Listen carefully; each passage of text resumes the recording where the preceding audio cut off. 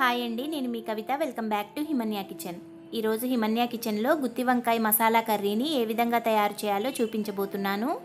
ఈ గుత్తి వంకాయ మసాలా కర్రీ చాలా టేస్టీగా ఉంటుంది. దీన్ని తయారు చేసుకోవడానికి ముందుగా ఒక బౌల్ తీసుకొని అందులోనికి కొన్ని వాటర్ను వేసుకోవాలి.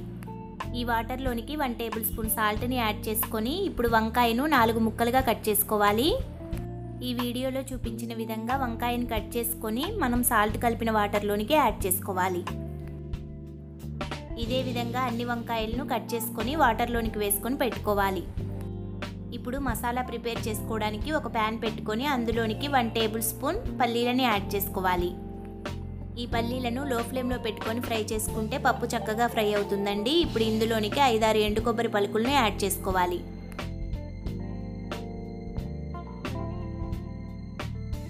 ఎండు కొబ్బరిని కూడా కొంచెం ఫ్రై చేసుకున్న తర్వాత ఇందులోనికి 1 ఇంచు దాల్చిన చెక్క, అలానే 3 లవంగాలు, 2 యాలకులను వేసుకోవాలి. అదేవిధంగా 1 టేబుల్ స్పూన్ ధనియాలు, 1/2 టేబుల్ స్పూన్ జీలకర్రను కూడా వేసుకుని ఫ్రై చేసుకోవాలి.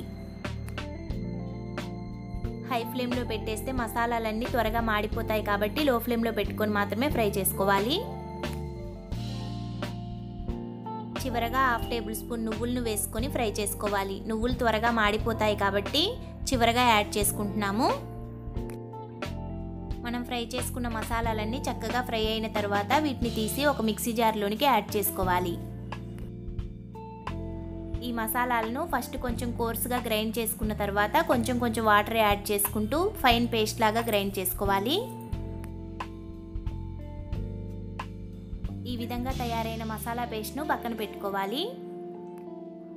ఇప్పుడు స్టవ్ వెలిగించి 4-5 టేబుల్ స్పూన్స్ ఆయిల్ను వేసుకోవాలి. ఆయిల్ కొంచెం హీట్ అయిన తర్వాత మనం కట్ చేసి పెట్టుకున్న వంకాయలను ఒక్కొక్కటిగా ఇందులోనికి వేసుకొని లో ఫ్లేమ్లో పెట్టుకొని ఫ్రై చేసుకోవాలి.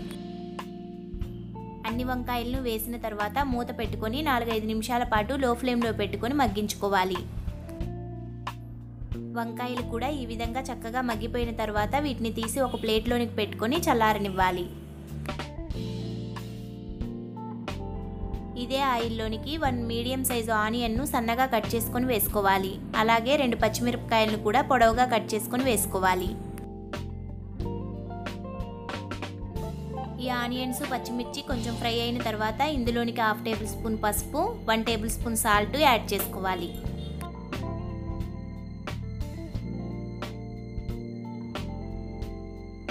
వీటన్నింటినీ ఒకసారి మిక్స్ చేసుకొని ఇందులోనికి 1/2 టేబుల్ స్పూన్ అల్లం వెల్లుల్లి పేస్ట్ను యాడ్ చేసుకోవాలి.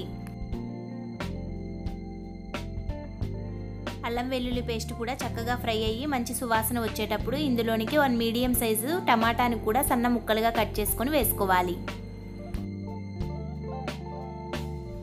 వేసుకున్న టమాటాలను మూత పెట్టుకొని ఒక 2 మినిట్స్ పాటు మగ్గించుకోవాలి. ఈలోపు మనము ముందుగా రెడీ చేసి పెట్టుకున్న వంకాయల్లోనికి స్టఫింగ్ను పెట్టుకుందాము. వంకాయలు చల్లారిన తర్వాత మనం ముందుగా రెడీ చేసి పెట్టుకున్న మసాలాను ఈ వంకాయల్లోనికి పెట్టుకోవాలి.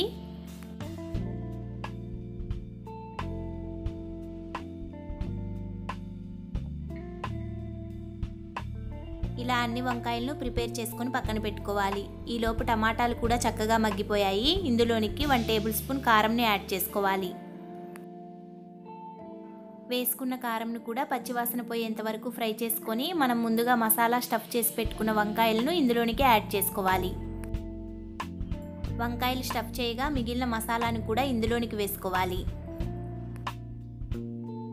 వంకాయలను, మసాలాను ఒకసారి మిక్స్ చేసుకున్న తర్వాత ఇందులోనికి 1 గ్లాస్ వాటర్ని యాడ్ చేసుకోవాలి. నేను ఇక్కడ అదే మిక్సీ జార్లోనికి వాటర్ని యాడ్ చేసుకొని వేసుకుంటున్నానండి. వీటన్నింటినీ కూడా ఒకసారి మిక్స్ చేసుకొని మూత పెట్టుకొని ఉడికించుకోవాలి. ఇప్పుడు ఒకసారి మూత తీసి ఒక చిన్న నిమ్మకాయ సైజ్ అంతా చింతపండును ఈ విధంగా గుజ్జులాగా తీసుకొని ఇందులోనికి యాడ్ చేసుకోవాలి. ఈ స్టేజ్లోనే ఒకసారి సాల్ట్ని కూడా చెక్ చేసుకొని సరిపోకపోతే యాడ్ చేసుకొని మిక్స్ చేసుకోవాలి. 5-6 నిమిషాల తర్వాత మూత తీసి చూస్తే కర్రీ అనేది ఈ విధంగా దగ్గర పడి ఉంటుంది. ఇప్పుడు ఇందులోనికి కట్ చేసి పెట్టుకున్న కొత్తిమీరను, కరివేపాకును యాడ్ చేసుకోవాలి. అంతే అండి, రైస్లోనికి, బిర్యానీలోనికి ఎంతో టేస్టీగా ఉండే మసాలా గుత్తి వంకాయ కర్రీ తయారైంది. ఈ వీడియో మీకు నచ్చినట్లయితే ప్లీజ్ లైక్ చేయండి, షేర్ చేయండి, కామెంట్ చేయండి. తప్పకుండా నా ఛానల్ని సబ్స్క్రైబ్ చేసుకొని పక్కనే ఉన్న గంట సింబల్ని ప్రెస్ చేసి ఆల్ ప్రెస్ చేయండి. అప్పుడు నేను చేసే ప్రతి నోటిఫికేషన్ మీ వరకు వస్తుంది.